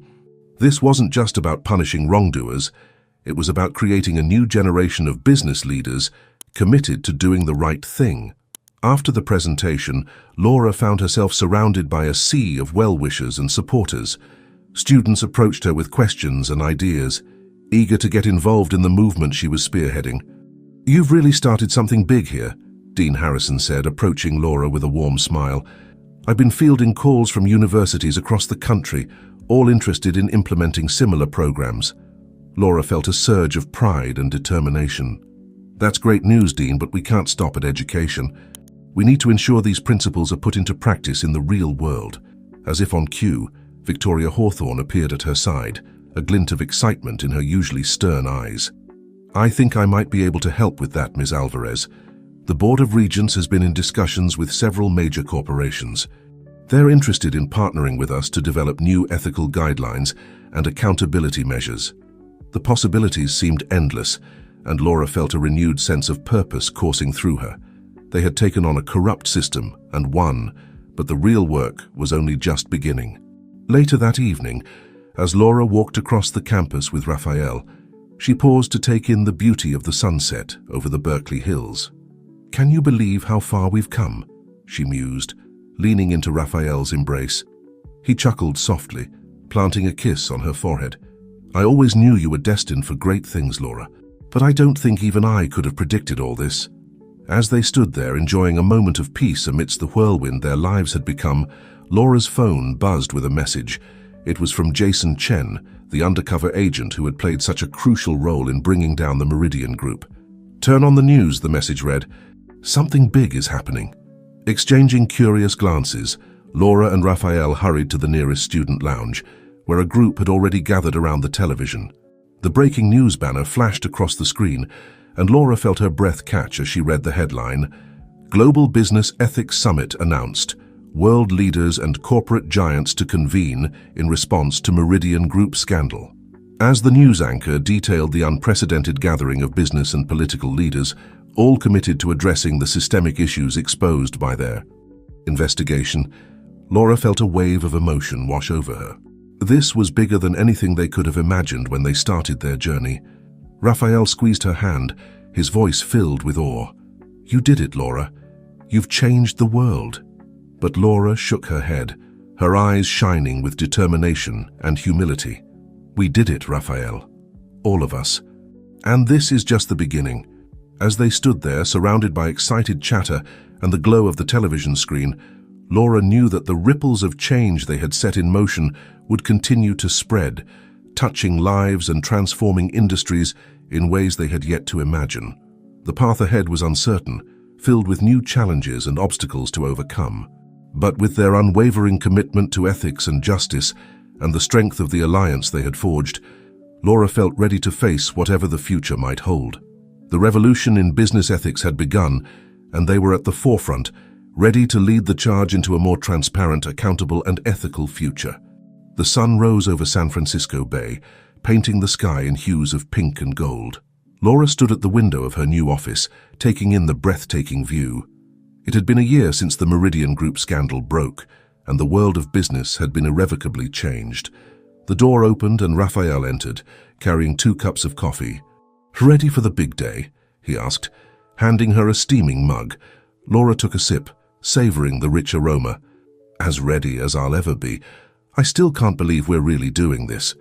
They were in the headquarters of the newly established Global Business Ethics Institute, an organization born from the ashes of the Meridian scandal. Laura, as its youngest ever executive director, was about to lead her first board meeting. As they made their way to the conference room, Laura reflected on the whirlwind of events that had led to this moment. The global summit had been a turning point, bringing together leaders from every sector to address the systemic issues in business ethics. Out of those discussions, the idea for the institute had emerged, an independent body dedicated to research, education, and the implementation of ethical business practices worldwide. The conference room was already buzzing with activity when they arrived. Laura recognized faces from across the spectrum of business and academia. Leonardo and Leandro Montero were deep in conversation with Victoria Hawthorne. Mateus, now heading the Institute's youth outreach program, was setting up a presentation with Dean Harrison. As Laura took her place at the head of the table, she felt a momentary flutter of nerves. But then she caught Raphael's encouraging smile and her confidence returned. This was what they had fought for, what they had risked everything to achieve. "Good morning, everyone," she began, her voice clear and strong. "Thank you all for being here. Today, we begin the real work of transforming the landscape of global business ethics." As the meeting progressed, Laura was struck by the passion and commitment in the room. They discussed new educational initiatives, corporate partnership programs, and groundbreaking research projects. It wasn't just about preventing corruption anymore. It was about fostering a new culture of integrity and responsibility in the business world. "We've made incredible progress," Leonardo commented during a break in the discussions, but we can't become complacent. There will always be those who seek to exploit the system for their own gain. Laura nodded in agreement. That's why our work is so important. We're not just changing policies, we're changing mindsets. It's a long-term commitment, but I believe we're on the right path. As the day wore on, Laura found herself continuously inspired by the ideas and perspectives shared around the table. This diverse group of individuals, once on opposite sides of the ethical divide, were now united in their vision for a better future. The meeting concluded with a sense of purpose and optimism. As the board members filed out, many stopped to congratulate Laura on her leadership. She accepted their praise graciously, but in her heart she knew that this success belonged to all of them. Later that evening, Laura stood on the balcony of her apartment looking out over the city. Raphael joined her, wrapping an arm around her waist. "Penny for your thoughts?" he asked softly. Laura leaned into him, a smile playing on her lips. "I was just thinking about how far we've come, from a college project to this. Sometimes it feels like a dream." Raphael chuckled. "If it is a dream, it's one we're all sharing, and we're making it a reality every day." As they stood there enjoying the peacefulness of the moment, Laura's phone buzzed with a message. It was from Mateus. "Check your email. You're going to want to see this." Curious, Laura pulled up her inbox to find a message from one of the Institute's international partners. As she read its contents, her eyes widened in disbelief. "Raphael, look at this," she gasped, handing him the phone. "The European Union is adopting our ethical guidelines as the basis for new corporate regulations. This is huge." Raphael's face lit up as he read the email. "Laura, do you realize what this means? The work we're doing, it's changing laws, shaping policies on a global scale." The magnitude of their achievement washed over Laura. What had started as a simple case study in a Berkeley classroom had grown into a movement that was reshaping the very foundations of global business. As they celebrated this latest victory, Laura felt a renewed sense of purpose and determination. There would be more challenges ahead, more battles to fight in the name of ethics and integrity, but they had proven that change was possible, that a small group of dedicated individuals could indeed make a difference in the world. The horizon before them was bright with possibility. Laura knew that whatever the future held, they would face it together. A united front of students, professors, business leaders, and everyday citizens, all committed to building a more ethical and transparent business world. As the sun set over San Francisco, casting the city in a warm golden glow, Laura raised her glass in a quiet toast. To the future they were building, to the challenges they had overcome, and to the unbreakable bonds of friendship and purpose that had brought them to this moment. The journey was far from over, but with each passing day, they were one step closer to realizing their vision of a truly ethical global business community. And for Laura Alvarez, that was a future worth fighting for.